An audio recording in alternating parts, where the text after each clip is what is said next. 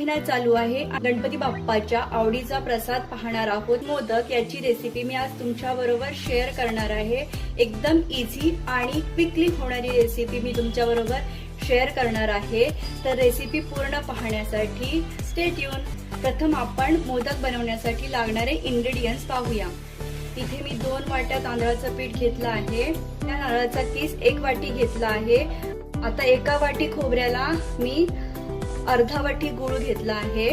ड्रायफ्रूटची पूड घेतली आहे. 2 चमचे साजूक तूप. फ्लेवरसाठी अर्धा चमचा मी जायफळ आणि वेलची पूड घेतली आहे. चिमूटभर साखर घेतली आहे. 2 चमचे दूध घेतलं आहे. केशरचे धागे घेतले आहेत, ते दुधात टाकून घेतलं आहे. सगळ्यात पहिल्यांदा आपण उकड छान काढून घेऊया. 2 वाट्या तांदळाच्या पिठाला आपण परफेक्ट 2 वाट्या पाणी घेणार आहोत. जेवढं पीठ तेवढंच पाणी, इक्वल प्रमाणात. आता पाण्याला व्यवस्थित उकळी यायला द्यायची आहे. कव्हर करून ठेवते पाण्याला उकळी येईपर्यंत. पाण्याला व्यवस्थित उकळी आली आहे.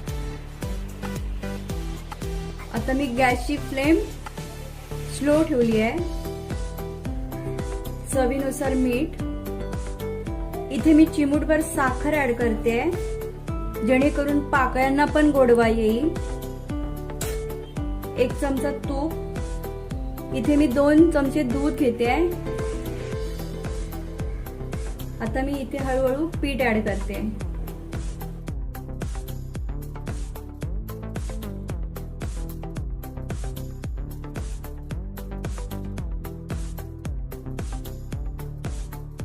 पाच मिनिटं आपल्याला कव्हर करून ठेवायचं आहे. तोपर्यंत आपण स्टफिंग बनवून घेऊया.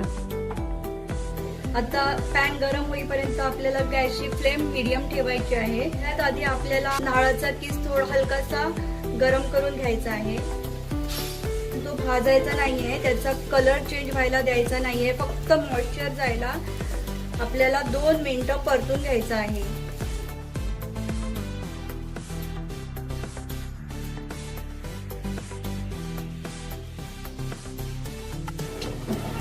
मॉइश्चर निघून गेलेला आहे. आता मी एका बाउलमध्ये काढून घेते. 1 चमचा तूप घेतलंय. आता त्याच्यामध्ये मी गूळ घेते. गूळ वितळलेला आहे. गूळ जास्त शिजवायचं नाहीये, ओव्हर कुक करायला द्यायचं नाही. लगेच याच्यामध्ये मी खोबऱ्याचा किस ऍड करते.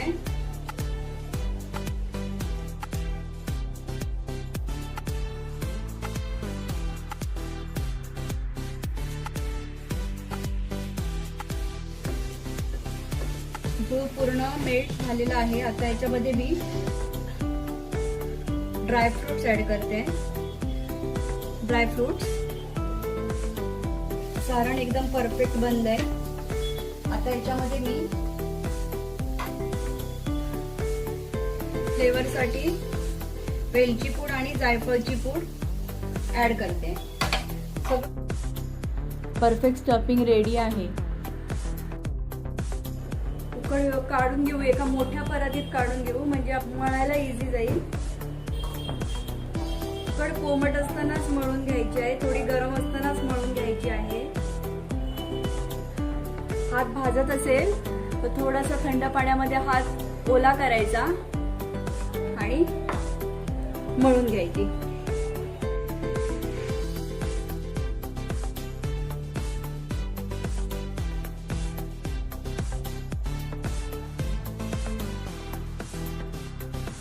याला हलकसं वरून ऑइल नाहीतर तुपाचा हात लावून घ्यायचा. मग ते वरून कोरडं होत नाही. 2 चमचे दूध टाकायचे जेणेकरून पिठाला एक वेगळी शाईन येते. तुम्ही बघू शकता पिठाला एक चांगला ग्लो येतो, शाईन येते. छोटासा गोळा घ्यायचा आणि तो व्यवस्थित गोल करून घ्यायचा. त्याला असं प्रेस करायचा आणि बघायचं. जर कुठे क्रॅक गेला नसेल तर समजायचं आपलं पीठ व्यवस्थित मळून झालेलं आहे.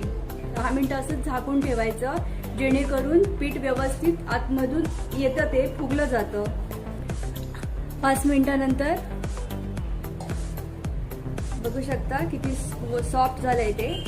मोदक कसा हाताने करायचा, त्याला कळ्या कशा पाडायच्या हे मी तुम्हाला दाखवते. व्यवस्थित पिठामध्ये मिक्स करायचा आणि असं अंगठ्याने आत दाबत जायचं.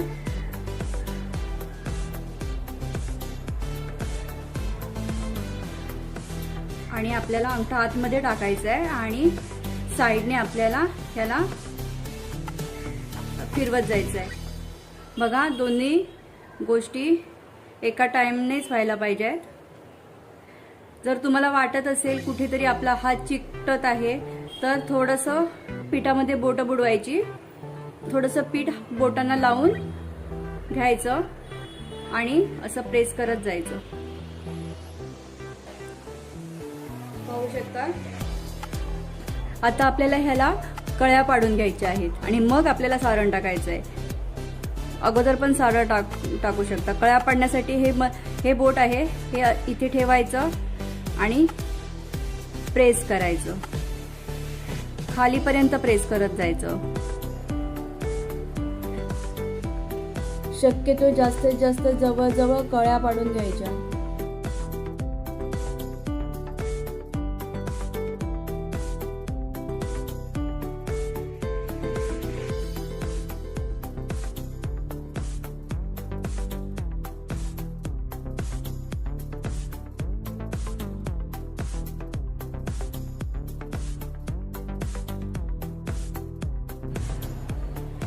सारण टाकायचंय. व्यवस्थित सारण टाकून घ्यायचं, थोडंसं प्रेस करायचं साईडने आणि हे एका साईडनेच आपल्याला ह्याला प्रेस करत वरती यायचंय. खालून वरती प्रेस करत गोल गोल फिरवत यायचंय. एका साईडनेच आपल्याला मोदक फिरवायचंय.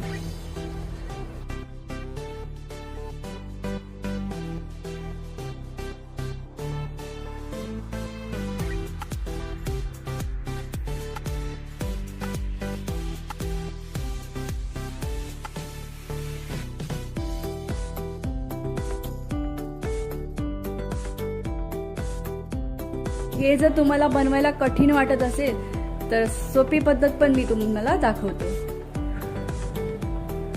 मोदकांचा साचा घ्यायचा,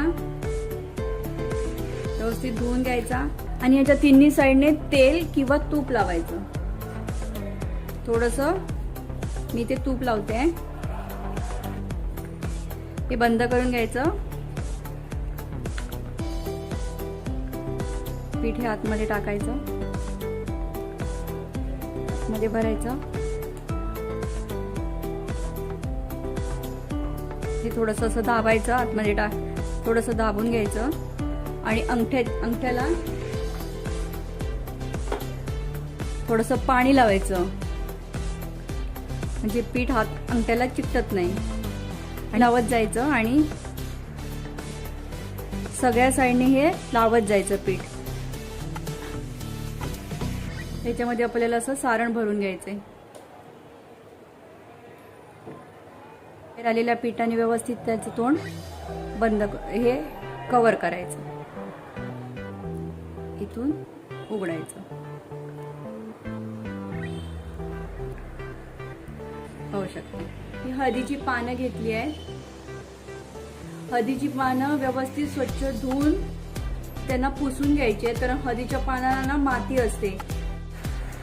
इथे मी हलकासा तुपाचा हात लावून घेते. तुपाऐवजी तेलाचा हात लावून घेतला तरी चालेल. हे व्यवस्थित असं स्टीमरमध्ये कव्हर करायचे, ठेवून द्यायचे. हळदीच्या पानांचा फ्रेग्रन्स खूप छान असतो.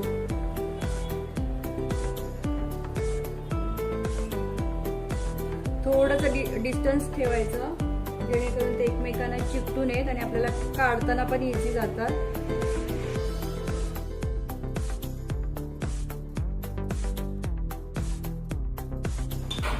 आता इथे मी स्टीमर घेतलाय.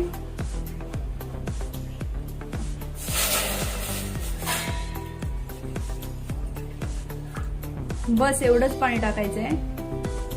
पाणी उकळल्यावर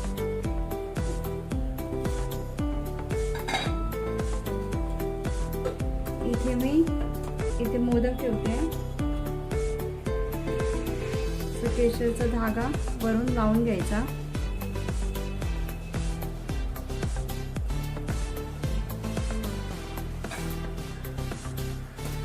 आणि हे आपल्याला 10 मिनिटं झाकून ठेवायचे, कव्हर करायचे. 10 मिनिटानंतर तुम्ही बघू शकता छान असे मोदक रेडी झालेले आहेत. आणि आता मी एक छानपैकी तुपाची धार सोडते आहे.